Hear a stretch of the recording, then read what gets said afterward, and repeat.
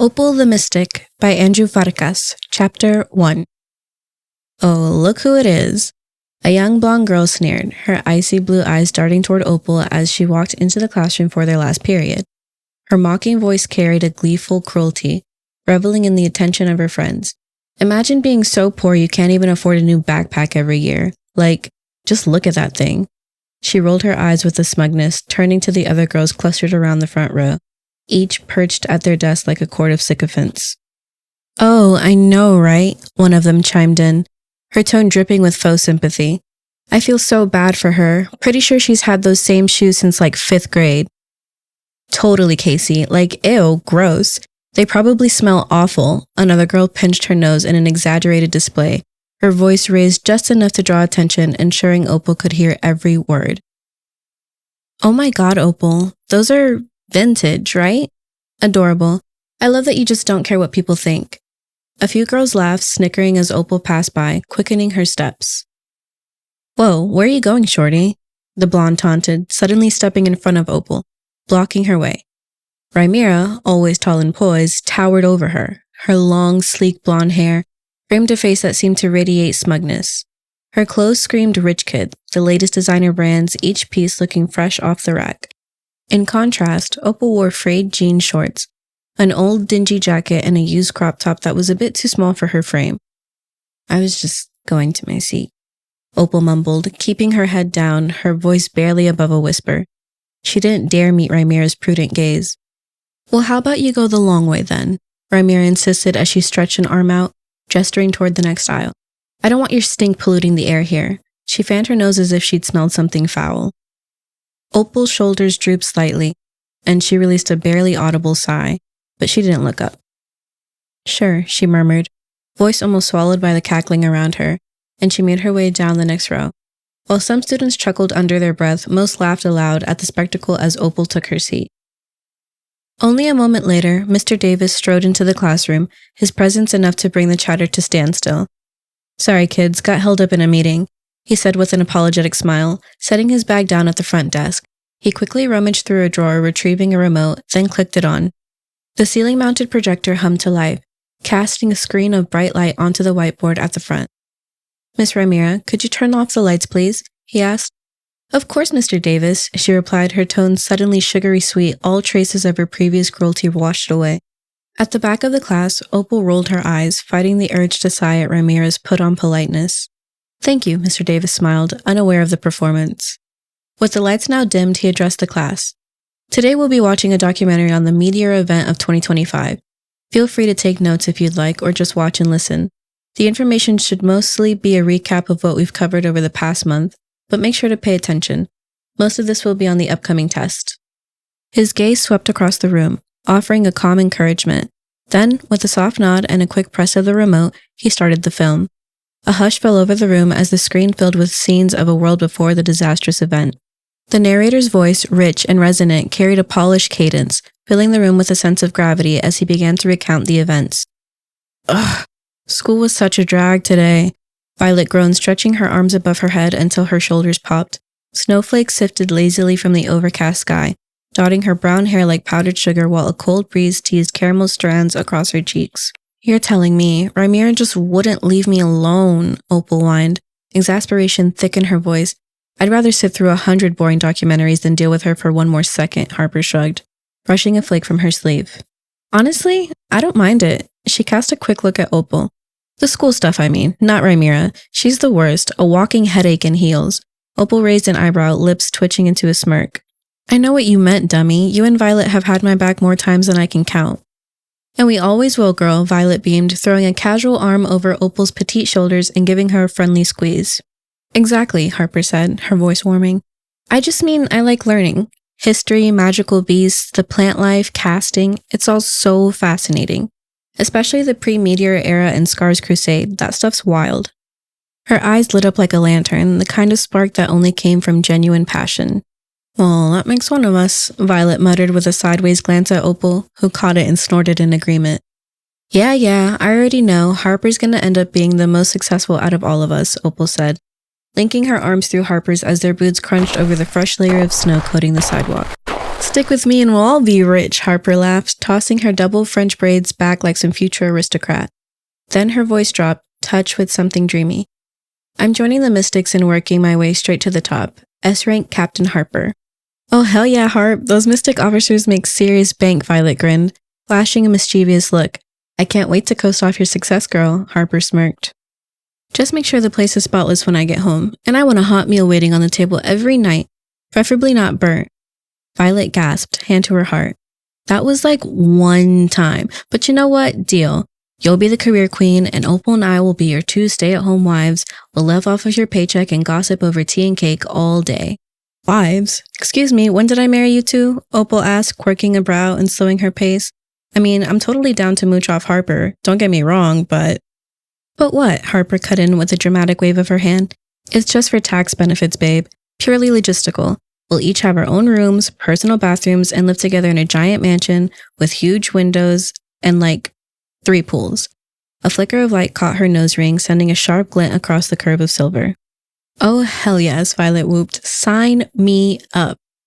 And you, Opal, unlimited snacks, pantry stocked, fridge always full, never a shortage of chocolate milk. Opal sighed like she was surrendering to some terrible destiny. All right. I'm down, she grinned, already picturing herself swimming in cartons of cocoa dairy goodness. You got me.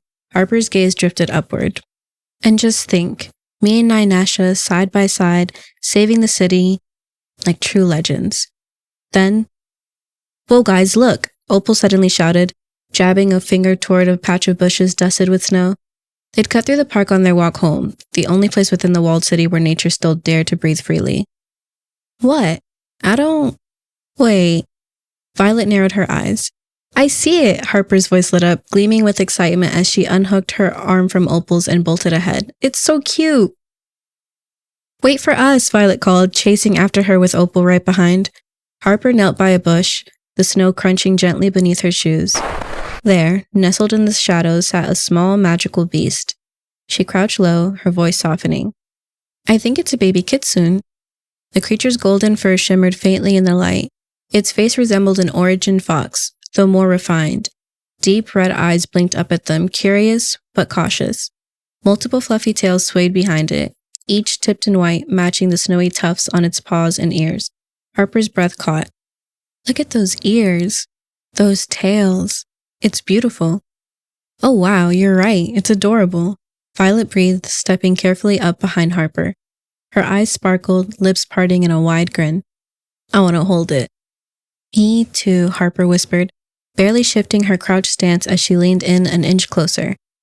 It seems friendly enough. She slowly extended her hand, fingers outstretched. Then, pss, pss, pss, pss, she clicked her tongue. Opal crouched behind them, the folds of her jacket bunching around her knees like a deflated sleeping bag. How the heck did it even get here? She asked, her voice hushed but curious. It's wild that a magical beast got past the walls. She glanced up, her gaze drifting toward the skyline beyond the park. The buildings rose tall, reconstructed after the events of the meteor and Scar's crusade. An architectural mix of old-world elegance and caster-forged fortification. And behind them, all around them, stood the walls. Towering, looming, supposedly impenetrable, and yet... The mama kitsune must be freaking out right now, Harper muttered, her voice suddenly touched with worry. She crept another inch forward on her toes. Poor thing. The kitsune tilted its head, its tiny nose twitching as it sniffed the air near Harper's hand.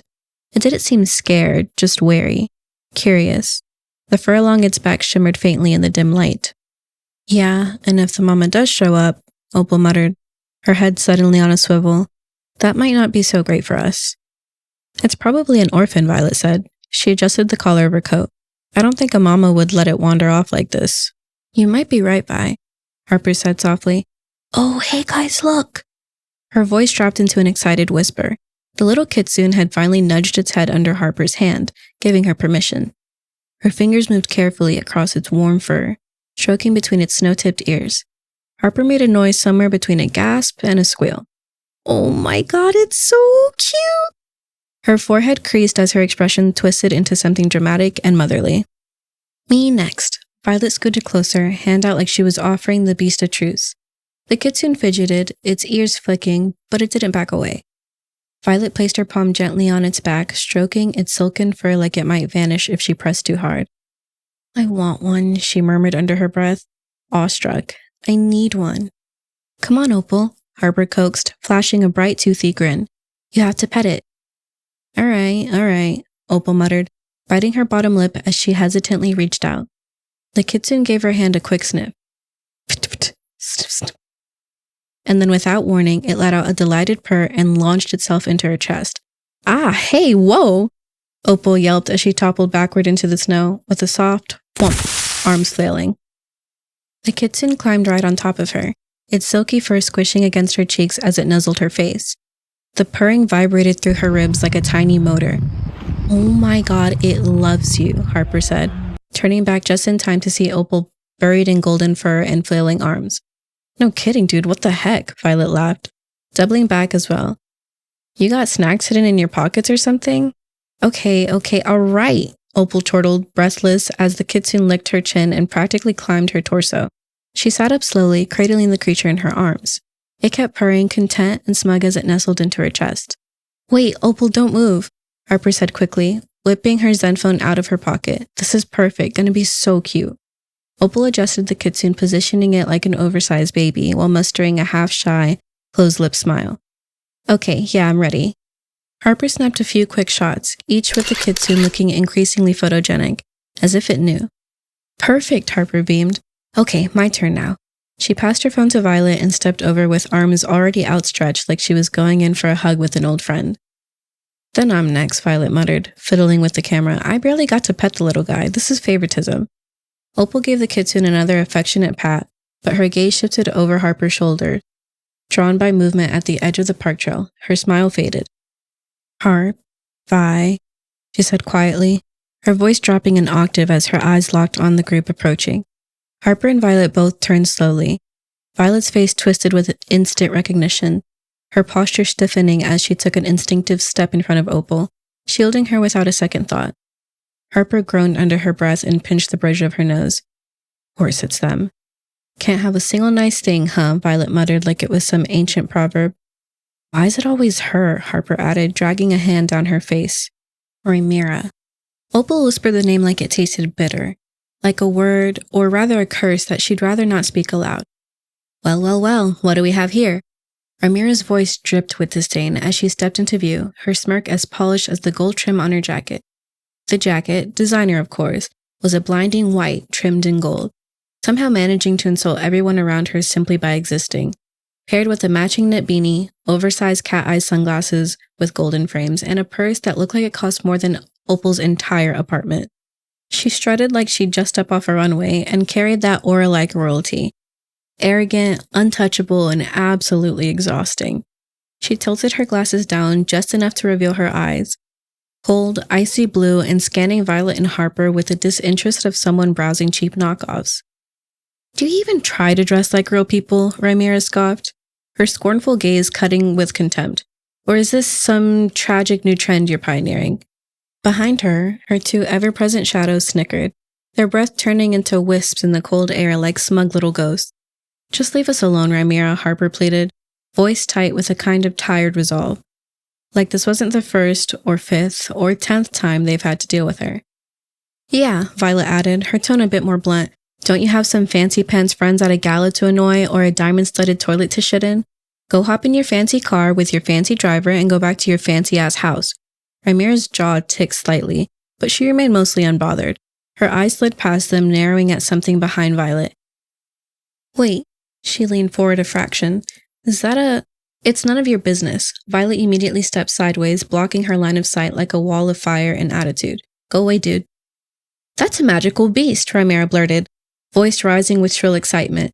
Her friends perked up instantly, their necks craning to catch a glimpse as they moved in behind her like starved piranhas. Gimme it, I want to hold it. Her voice hit that particular pitch reserved for spoiled brats who had never heard the word no spoken with conviction. Hell no, Violet snapped, throwing an arm out as Rhaenyra made a move toward Opal. Go find your own, Harper spat out, stepping beside Violet, her tone colder than the air. Or better yet, just buy one. I'm sure Daddy can pay that ridiculous price for a familiar license. Just another accessory to the collection. The kitsune let out a soft growl from Opal's arms, its three tails twitching as the tension began to rise. Hey, what the hell, dude? Whoa, ouch! Violet landed harder and immediately snapped, fury flashing in her eyes. What is wrong with you assholes? She shouted, voice sharp as broken glass. The third girl, quiet until now, stepped forward and joined Casey, the two forming a wall between Violet, Harper, and Opal. Rhaenyra, of course, didn't miss a beat. She sauntered forward like the kitsune was already hers. Oh my god, it's so cute, she squealed, eyes lighting up with greedy delight. It's a kitsune, right? She pulled off her sunglasses and slipped them into her coat pocket, her full attention now locked on the golden creature in Opal's arms. Yep, definitely is. She reached out, fingers twitching, too eager. These things are so rare and valuable, oh my god, she muttered under her breath before raising her voice.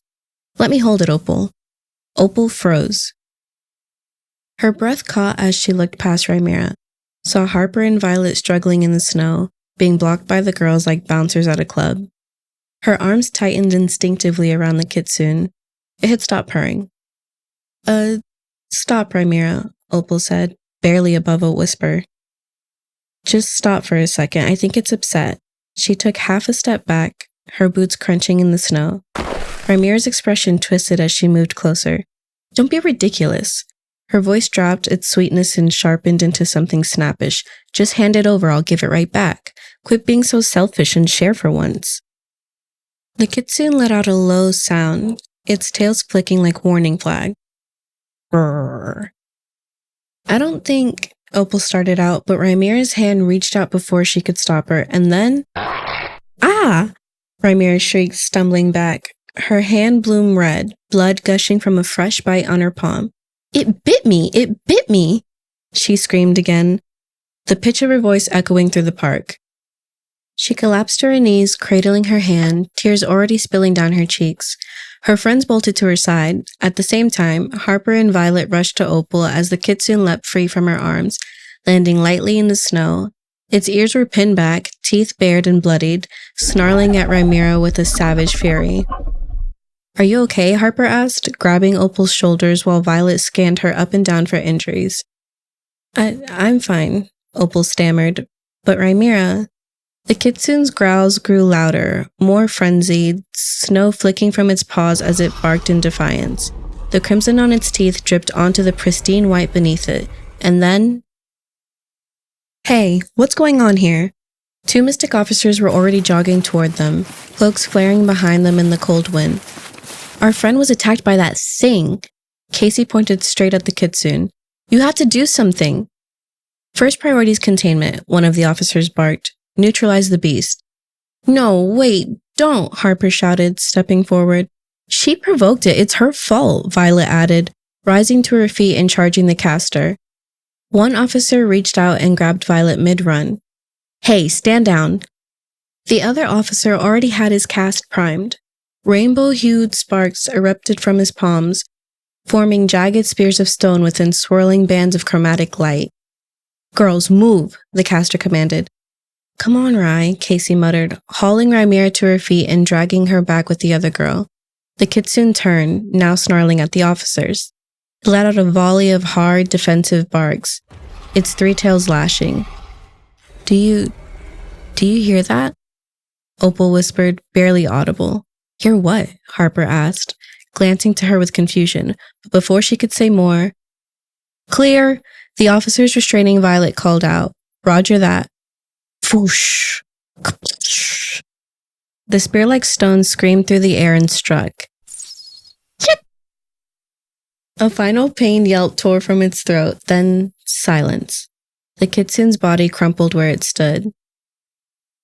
Hey! Harper shrieked. Why would you do that? Her eyes ping-ponged between the officers and the lifeless body in the snow, disbelief crashing over her like a wave. You guys suck, Violet growled. She yanked herself free from the officer's grip and stalked back to her friends, fists clenched. The mystic officers barely acknowledged them. They knelt beside Rhaenyra now, already coating her injury with hydrozen and wrapping her hand with a bandage, speaking to her in low tones. God, I hate her, Violet muttered, shooting daggers in Rhaenyra's direction.